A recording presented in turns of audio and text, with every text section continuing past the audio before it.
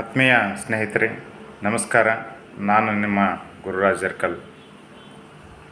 ಆತ್ಮೀಯರೇ, ನಮ್ಮ ಒಂದು ಬೃಂದಾವನ್ ಕಂಪ್ಯೂಟರ್ ಚಾನಲ್ನ ವೀಕ್ಷಕರಿಗೂ ಹಾಗೂ ಗುರು ಎರ್ಕಲ್ ಎನ್ನುವ ಫೇಸ್ಬುಕ್ ಪೇಜ್ನ ವೀಕ್ಷಕರೆಲ್ಲರಿಗೂ ಕೂಡ ಇವತ್ತಿನ ವಿಡಿಯೋಗೆ ಸ್ವಾಗತ.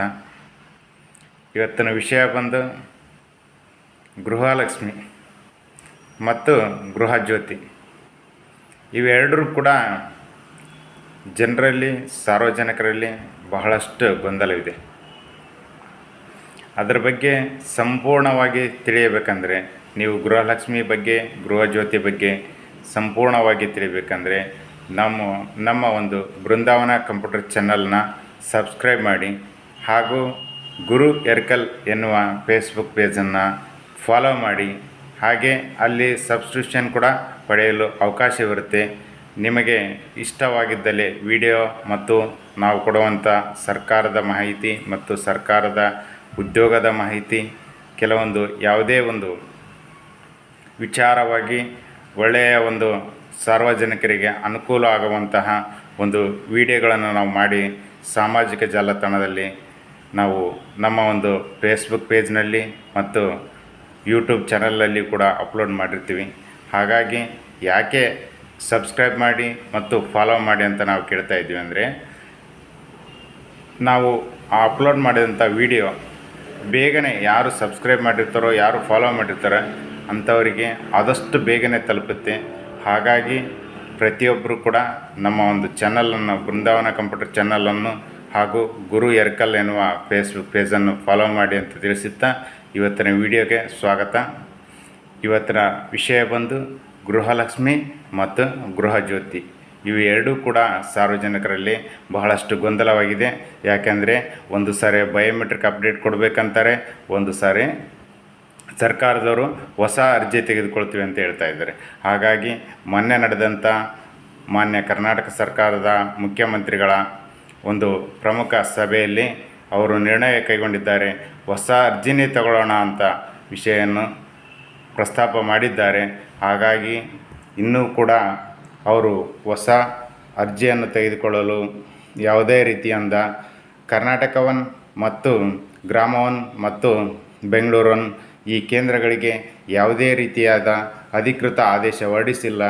ಅಧಿಕೃತ ಆದೇಶ ಆದ ನಂತರ ನಾವೇ ನಮ್ಮ ಒಂದು ಗ್ರಾಮ 1 ಗ್ರೂಪ್ಗಳಲ್ಲಿ ಮತ್ತು ಕರ್ನಾಟಕ 1 ಗ್ರೂಪ್ಗಳಲ್ಲಿ ಪ್ರತಿಯೊಬ್ಬರು ಯಾರು ಕರ್ನಾಟಕವನ್ನು ಯೂಸ್ ಮಾಡ್ತಾ ಇರ್ತಾರೆ, ಗ್ರಾಮವನ್ನು ಯೂಸ್ ಮಾಡ್ತಾ ಇರ್ತಾರೆ ಮತ್ತು ಬೆಂಗಳೂರನ್ನು ಯೂಸ್ ಮಾಡ್ತಾ ಇರ್ತಾರೆ ಅಂಥವರು ನಿಮಗೆ ಮಾಹಿತಿ ಅವರವರ ಒಂದು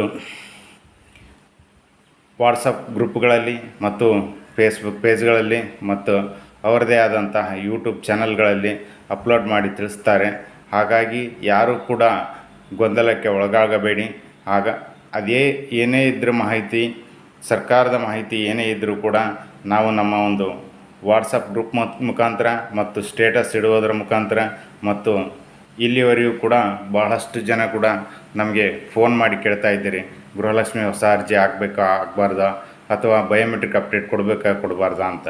ಇನ್ನೂ ಕೂಡ ಯಾವುದೇ ರೀತಿಯಾದಂಥ ಸರ್ಕಾರದ ಆದೇಶ ನಮಗೂ ಗ್ರಾಮ 1 ನಿರ್ವಾಹಕರಿಗೂ ಮತ್ತು ಬೆಂಗಳೂರು 1 ಕೇಂದ್ರದ ನಿರ್ವಾಹಕರಿಗೂ ಮತ್ತು ಕರ್ನಾಟಕ 1 ಕೇಂದ್ರದ ನಿರ್ವಾಹಕರಿಗೂ ಯಾವುದೇ ರೀತಿಯಾದಂಥ ಮಾಹಿತಿ ಇನ್ನೂ ನಮಗೆ ಸಿಕ್ಕಿಲ್ಲ. ಮಾಹಿತಿ ಬಂದ ತಕ್ಷಣ ನಾವೇ ನಮ್ಮ ಗ್ರೂಪ್ಗಳಲ್ಲಿ ನಿಮಗೆ ಅಪ್ಲಿಕೇಶನ್ ಹಾಕಲು ತಿಳಿಸುತ್ತೇವೆ. ಅಲ್ಲಿಯವರೆಗೂ ಕೂಡ ಯಾವುದೇ ರೀತಿಯಾದಂಥ ಬೇರೆದವರ ಮಾತು ಕೇಳಿ ನೀವು ಮೋಸ ಹೋಗಬೇಡಿ. ಹೌದಾ, ಇನ್ನೊಬ್ಬರು ಅಧಿಕೃತವಾಗಿ ಆದೇಶ ಬರೋವರೆಗೂ ಕೂಡ ಕಾಯಿರಿ ಅಂತ ಹೇಳ್ತಾ, ಇಲ್ಲಿವರೆಗೂ ಕೂಡ ಈ ಒಂದು ಗೃಹಲಕ್ಷ್ಮಿ ಮತ್ತು ಗೃಹಜ್ಯೋತಿ ಮಾಹಿತಿ ಇಷ್ಟ ಆಗಿದ್ದಲ್ಲಿ ನಮ್ಮ ಒಂದು ಫೇಸ್ಬುಕ್ ಪೇಜನ್ನು ಫಾಲೋ ಮಾಡೋದು ಮರಿಬೇಡಿ ಮತ್ತು ಬೃಂದಾವನ ಕಂಪ್ಯೂಟರ್ ಚಾನಲ್ ಎನ್ನುವ ಚಾನಲನ್ನು ಸಬ್ಸ್ಕ್ರೈಬ್ ಮಾಡಲು ಮರೆಯಬೇಡಿ.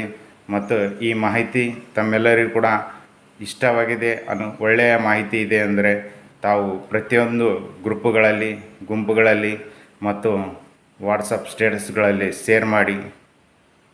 ಇಲ್ಲಿವರೆಗೂ ವೀಕ್ಷಣೆ ಮಾಡಿದಂಥ ನಮ್ಮ ಒಂದು ಬೃಂದಾವನ ಕಂಪ್ಯೂಟರ್ ಚಾನಲ್ನ ಫೇಸ್ಬುಕ್ ಪೇಜ್ನ ಗುರು ಎರ್ಕಲ್ ಎನ್ನುವ ಫೇಸ್ಬುಕ್ ಪೇಜ್ನ ವೀಕ್ಷಕರು ಎಲ್ಲರಿಗೂ ಕೂಡ ಧನ್ಯವಾದಗಳು.